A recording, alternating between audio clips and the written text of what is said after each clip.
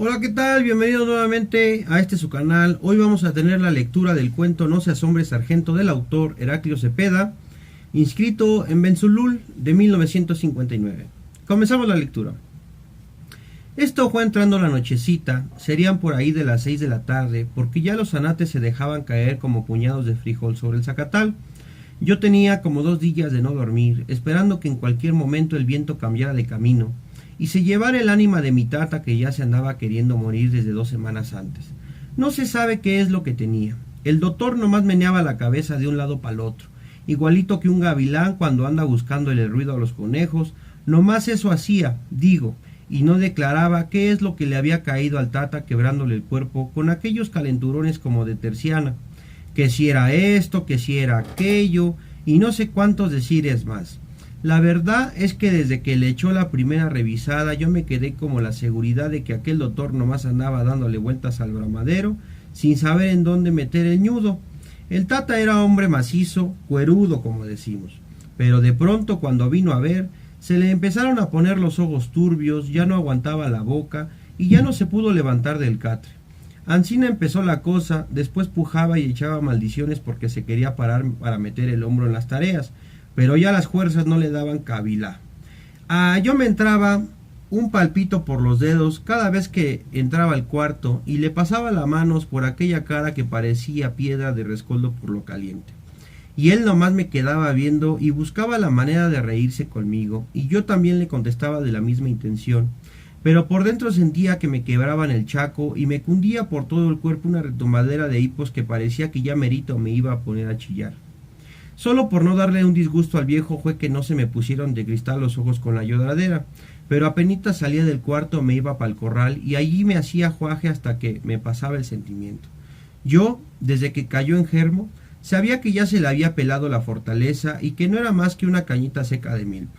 Supe que el tata no tenía pa' cuándo sanar y lo más seguro era que ya no volviera a caminar más nunca.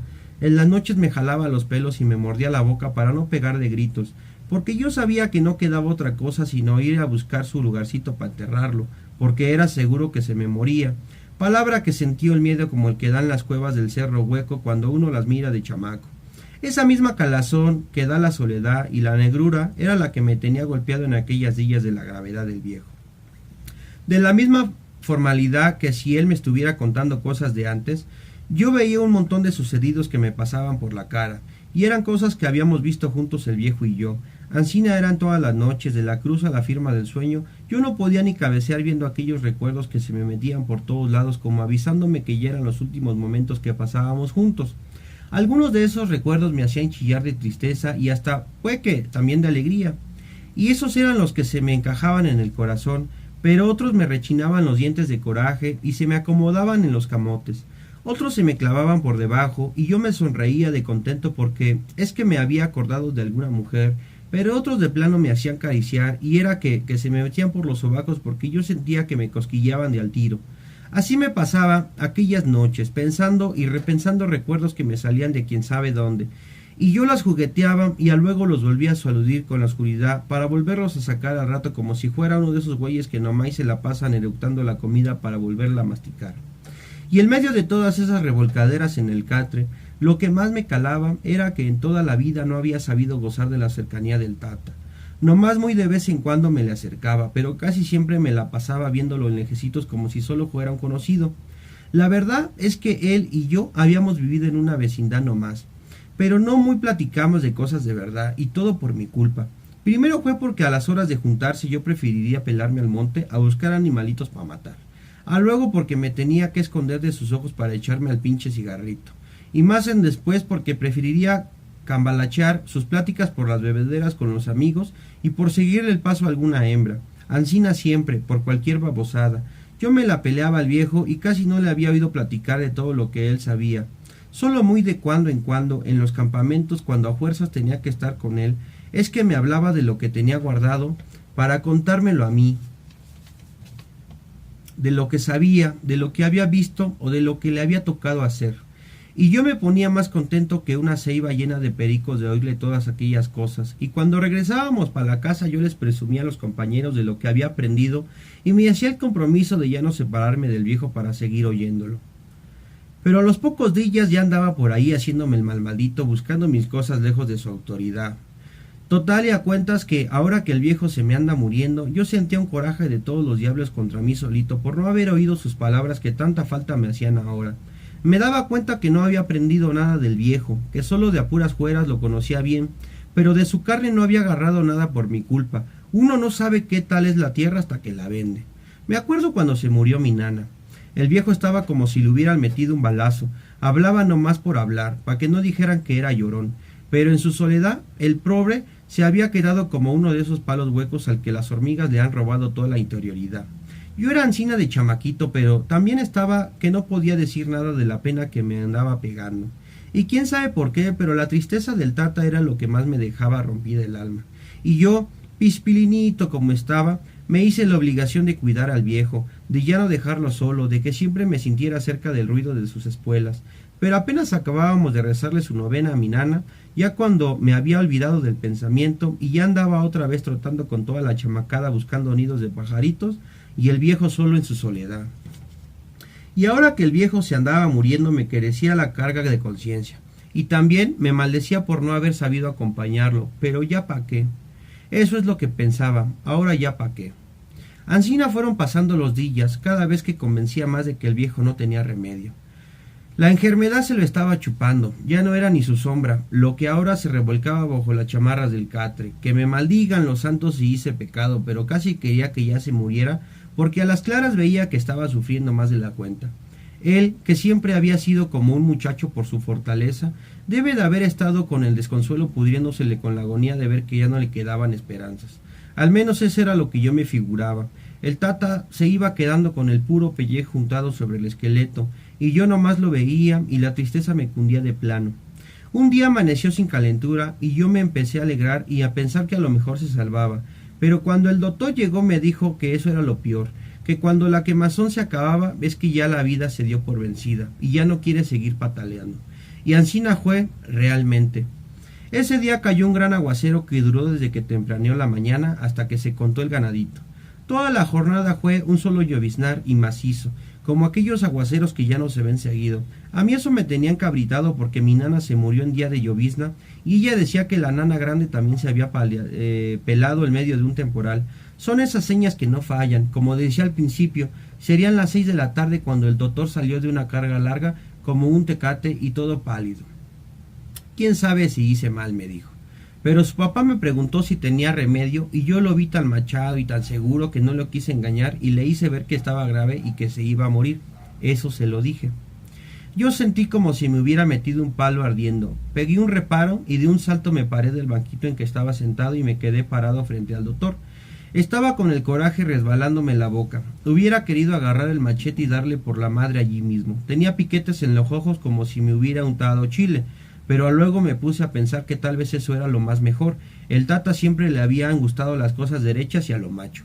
Recordé que una vez me había dicho que lo bueno aquí en el campo es saber cuándo se va a morir uno, que en el campo la muerte no es más que un sucedido que a fuerzas tiene que llegar y casi siempre es hasta una salida para los problemas.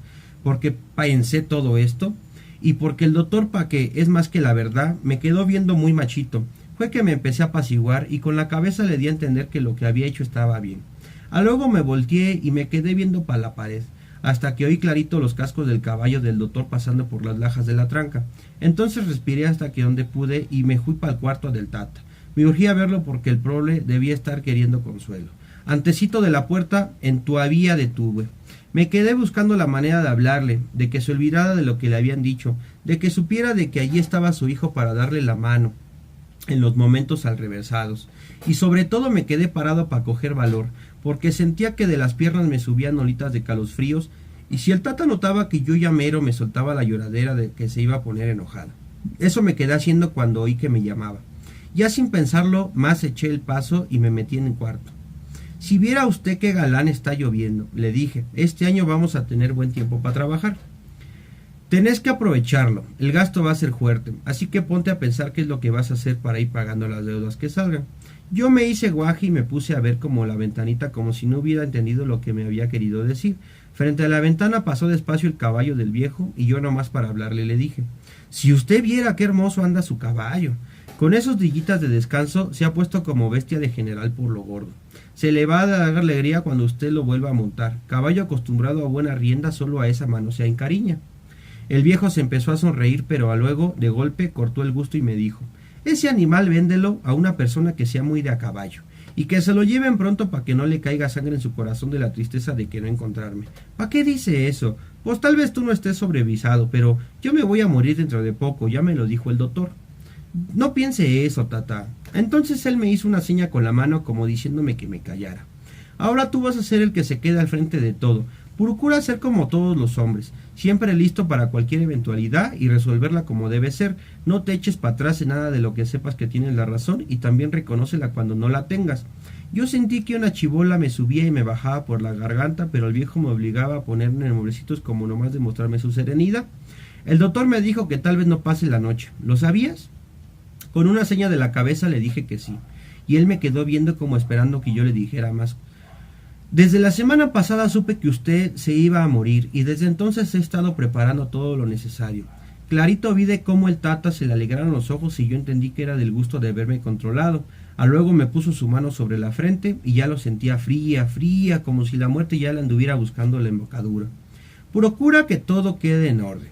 Y luego me acercó más la cabeza jalándome con su mano. Y que no hayan gritos ni nada en el velorio. Si falta dinero, pídele prestado a mi compadre José. Él te dará lo que haga falta para el entierro. No es que tenga obligación, pero hemos sido muy buenos amigos. Desde hace como 7 días me dijo que todos los gastos corrían por su cuenta. Mi tata se sonrió y movió la cabeza. Esos son amigos, dijo, que no fallan ni se encuentren cuando uno de los prisa. Y luego, como si no quisiera que se le fuera a ir ningún pensamiento de los que le venían, oí: ahí me buscas un lugarcito que no esté tan peor para que me entierren. Yo sentí que me pullaban los riñones, pero hice la fuerza y ni siquiera moví la cara. Me lo quedé viendo y le di a entender que de eso ni tuviera cuidado. Después ya no pude aguantarme y le dije: caray, viejo, ¿cómo puede usted estar tan macho hablando de esas cosas sin siquiera le tiemble la voz? El tata se sonrió. Cuando está uno viejo ya no hay miedo de nada. Uno anda tranquilo porque ya hizo de todo y todo lo gozó y lo sufrió. Yo estoy contento de todo lo que vi y lo que arranqué y lo que sembré. Cuando te muras, ahí lo vas a hacer y también estarás igual. Pues quién sabe, a yo se me arruga el cuero nomás de pensarlo. No tenés por qué, la muerte no mata, lo que mata es la suerte, y siendo ansina, pues pa' qué alelar. Lo que sí, acordate siempre, nunca debes de sentirte solo, donde quiera que estés yo voy a andar contigo, y cuando te muras, yo voy a estar esperándote al ladito para mostrarte el camino.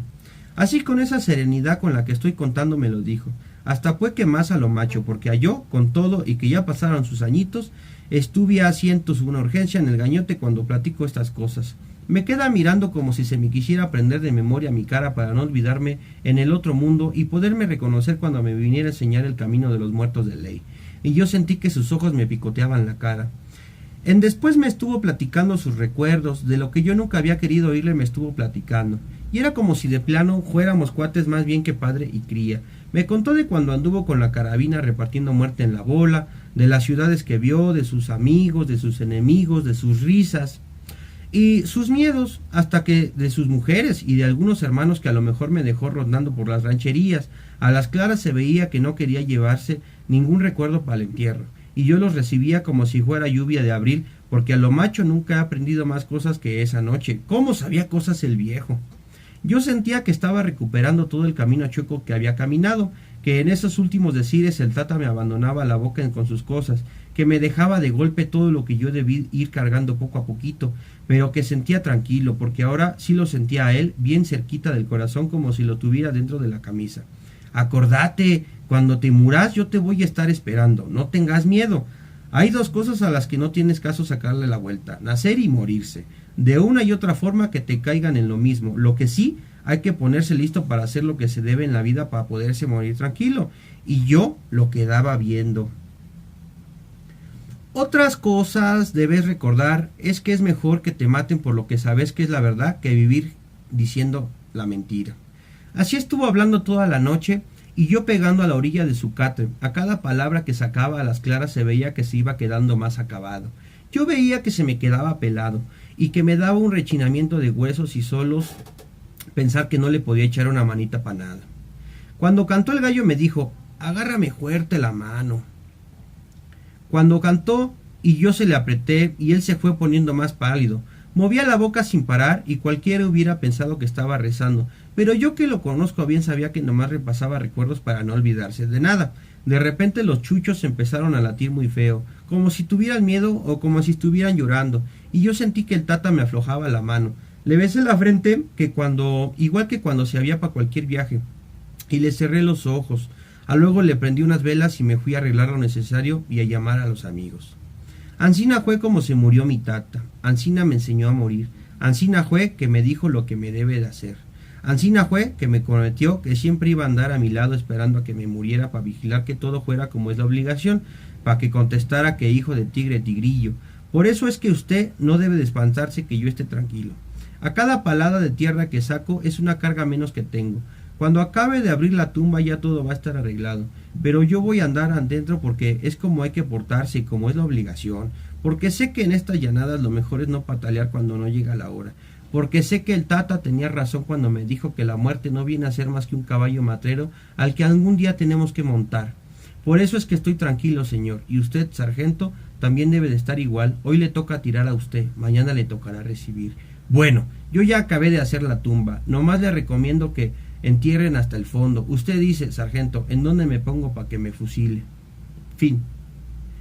Bueno, pues este cuento forma parte, reitero, de Benzelul, escrito en 1956, del autor Heraclio Cepeda. No se asombre, sargento, es invariablemente una ironía muy bonita porque nos recuerda la historia en estas ideas que resultan cuando previo a la muerte a uno le sale la memoria, y en este caso nuestro personaje principal le dice al sargento que lo va a fusilar: fusíleme, pero primero mi historia.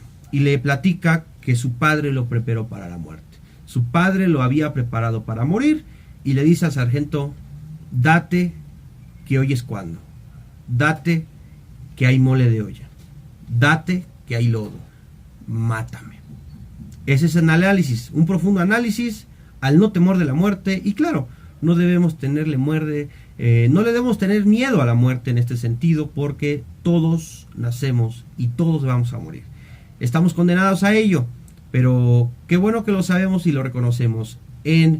No se asombre, sargento, es justamente no se asombre usted que está escuchando esto.